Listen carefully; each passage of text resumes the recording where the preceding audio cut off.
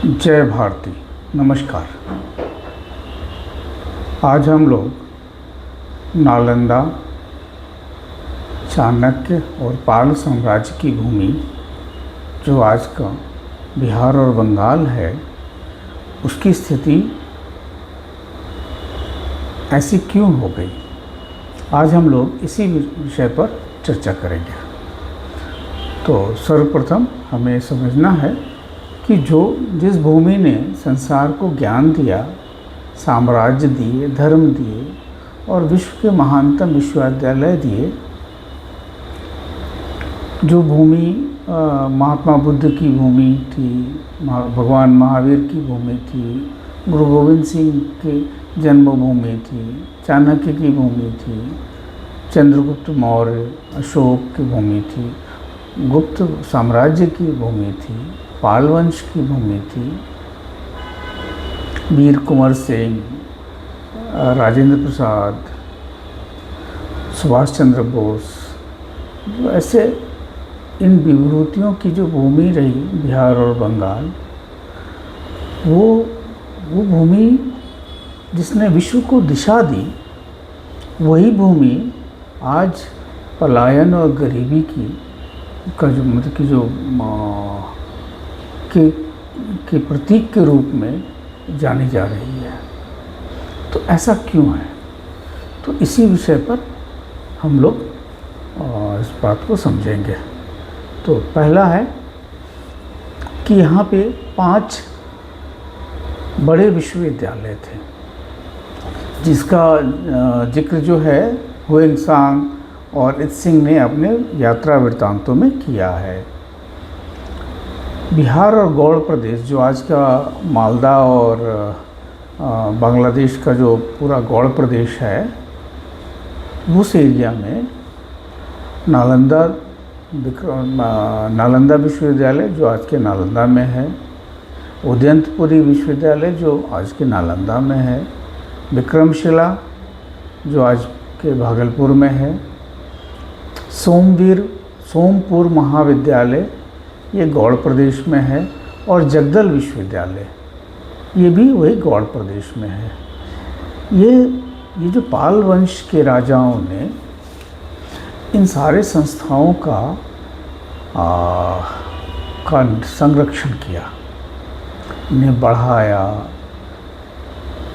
और ये यहाँ तक जब ऑक्सफोर्ड की शुरुआत हो रही थी, उस समय नालंदा जल चुका था। करीब 8-10 साल बाद ही, नालंदा के जलने के बाद ही ऑक्सफोर्ड की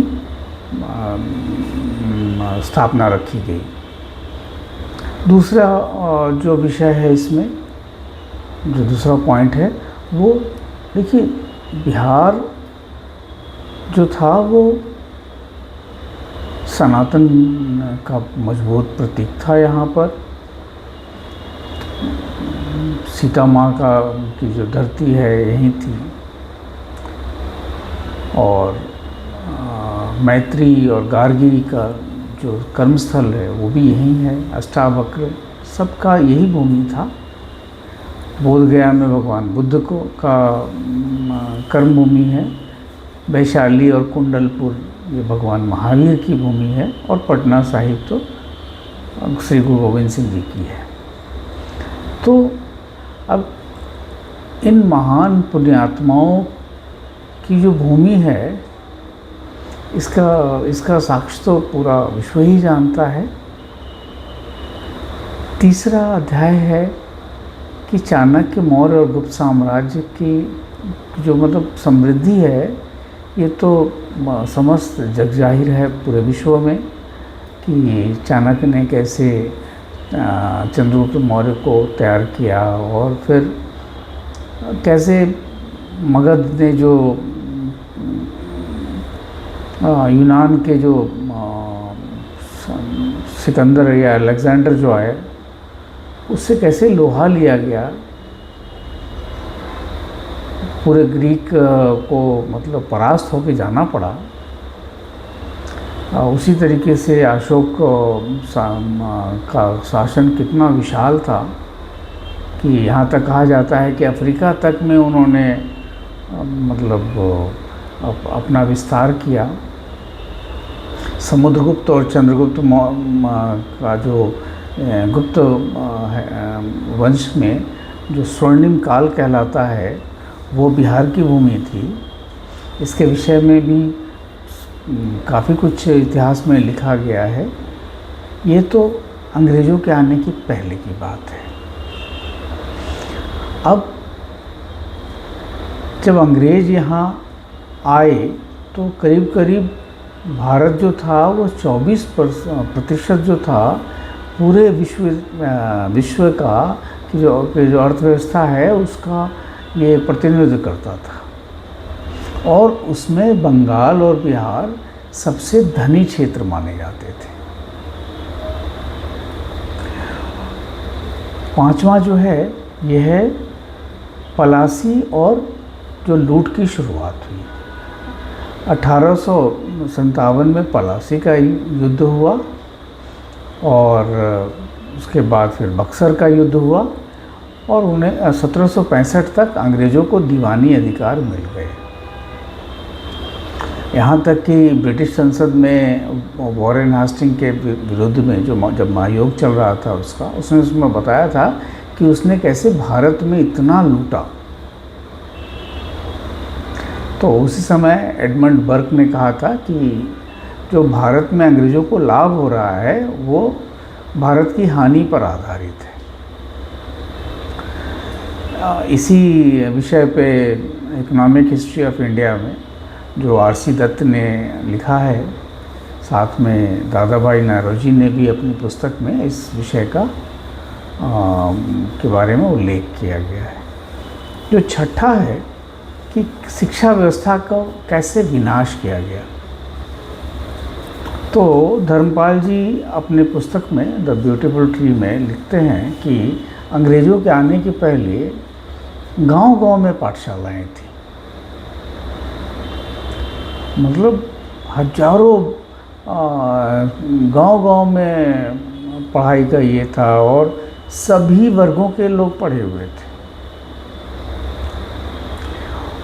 और जो टीचर्स थे वो भी सभी वर्गों से थे। फिर 1835 में मैकाले की शिक्षा नीति शुरू हुई और शिक्षा का तो फिर तहस नहस ही कर दिया गया।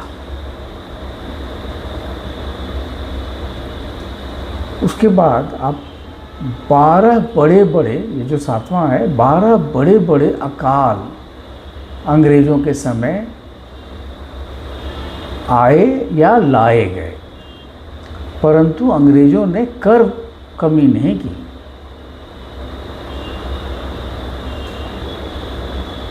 तो यह हमें समझना होगा कि जो भी और 1770 के अकाल में करीब कहते हैं कि करीब 1 करोड़ लोग मारे गए यहाँ पे। उसी तरीके से 1943 में चर्चिल के कारण बंगाल में फिर अकाल आया और करीब 30 लाख लोग मारे गए। इसके विषय में भी काफ़ी कुछ लिखा गया है। तो ये 12 बड़े बड़े जो अकाल हुए करीब करीब 250 वर्षों में, तो उसने बिहार और बंगाल को तोड़ के रख दिया। इसके बाद 8वां जो विषय इसमें पॉइंट है वो है कि 1857 के क्रांति में बाबू कुंवर सिंह, मंगल पांडे, मतलब बिहार और पूर्वी उत्तर प्रदेश और ये बंगाल, ये पूरा जो एरिया था, इसने अंग्रेज़ों को काफ़ी बड़ी चुनौती दी और अंग्रेज इसको मतलब इससे काफ़ी डर भी गए। The Indian war of independence में वीर सावरकर ने भी इस विषय में लिखा है। और इससे बचने के लिए 9वां पॉइंट है कि अंग्रेज़ों ने करीब करीब हर गांव में जो थोड़े बहुत ही विद्रोही तरह के युवक थे 18 साल, उसको खुलेआम सरेआम फांसी दी गई। जो गांव में जो बरगद या पीपल के पेड़ होते थे, बरगद के पेड़, उससे उसमें लटका के उनको हर गांव में 100, 200, 50 जैसा जहाँ पे उसकी ये हुई उसके अनुसार उसको थोड़ा भी मतलब उन्हें जो ये था उन्हें चिन्हित किया और फांसी पे लटका दिया। ये इसमें my diary in India Felice Beato के जो फोटोग्राफ्स हैं ये काफ़ी इसमें बताए गए हैं कि कई स्थानों पे लोगों को सरेआम पेड़ों से लटका दिया गया, गांव के गांव जला दिए गए। इससे क्या हुआ कि ये एरिया बहुत कमज़ोर हुए, मतलब आपकी शिक्षा चली गई, आपके नवयुवक चले गए, आपका धन चला गया,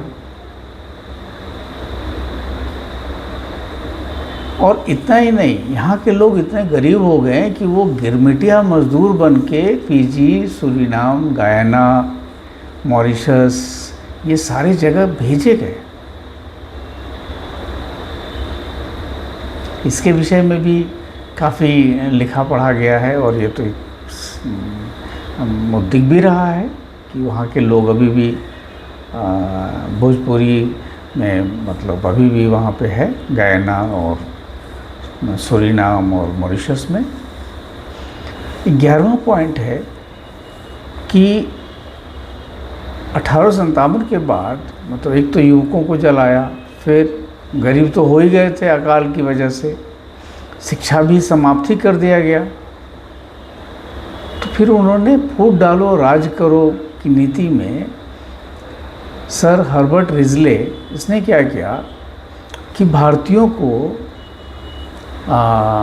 आपके कंधे के अनुसार, आपके रंग के अनुसार, आपके नाक के अनुसार, आपके ललाट के अनुसार जातियों में वर्गीकृत किया।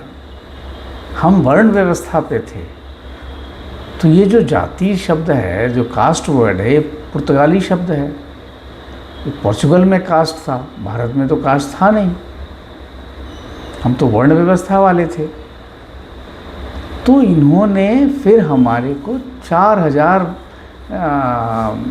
जातियों में विभाजित किया और सेंसस भी किया, और इसका साक्ष्य तो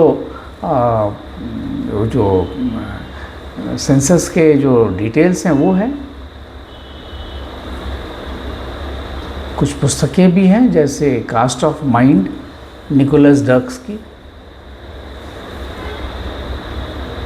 इसके अलावा जो झूठे कहानियाँ जोड़ी गई कि द्राविड और आर्य बाहर से आए, ये सब मतलब ये सब भी नैरेटिव चलाया गया, जो आज के तारीख में सब फेक साबित हो गए हैं।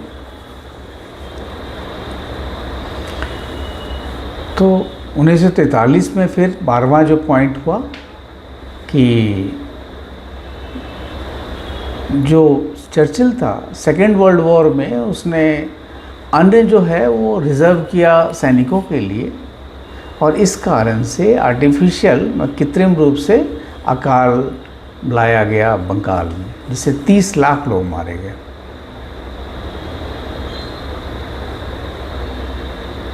यह भी मधुश्री मुखर्जी की पुस्तक में लिखा हुआ है कि चर्चिल्स सीक्रेट वॉर में।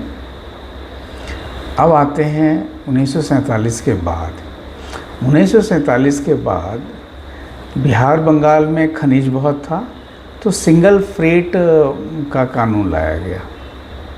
ये सिंगल फ्रेट कानून में ऐसा था कि आप 1 किलोमीटर आप खनिज को ले जाएं या 1000 लेके जाएं,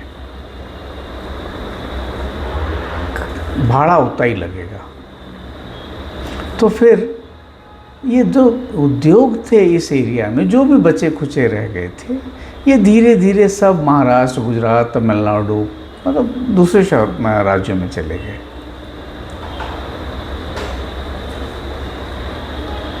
तो इस तरह करके जो भारत के भी जो लोग थे वो ऐसा लगता था कि वो कंटिन्यूएशन में है अंग्रेजों वाली।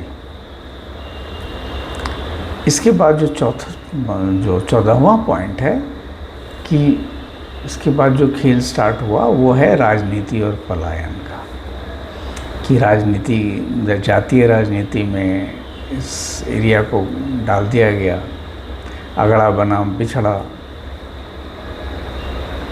जबकि ये मतलब भारत में सभी जो कुल थे उनके लोग राजा थे।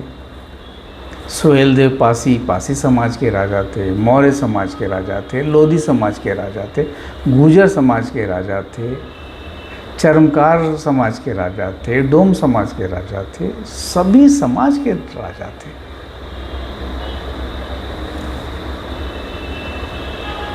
तो ये जो जातीयता और अगड़ा पिछड़ा वाला जो है, उसके साथ भ्रष्टाचार ने पूरा बिहार को बर्बाद कर दिया। और बंगाल तो फिर वामपंथ के चंगुल में फंस गया और फिर यहाँ तांडव शुरू हुआ। पूरी व्यवस्था जो थी बिहार बंगाल की वो बर्बाद हो गई।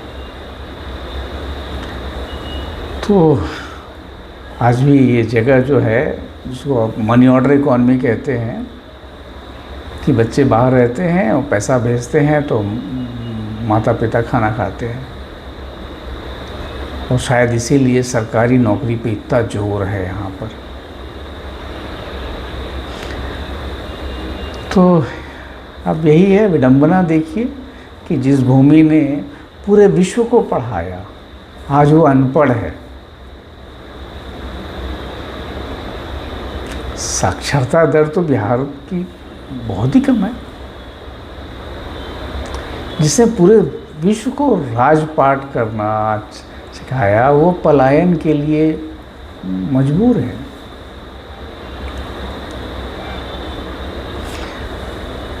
तो आज आवश्यकता है कि यह जो राज्य है, जो एरिया है, जिसको आप अंग और बंग भी बोल सकते हैं, इसकी समृद्धि पुनः स्थापित हो। और जैसा कभी विगत में घटित हुआ, उसी की पुनरावृत्ति हो। पुनः गुप्त साम्राज्य, मौर्य साम्राज्य जैसा उन्नति कर पाए यह जगह, पाल साम्राज्य। बस इतना ही आकांक्षा है। सरकार से भी इतना ही निवेदन है कि इन बातों को समझें। नमस्कार। जय भारती।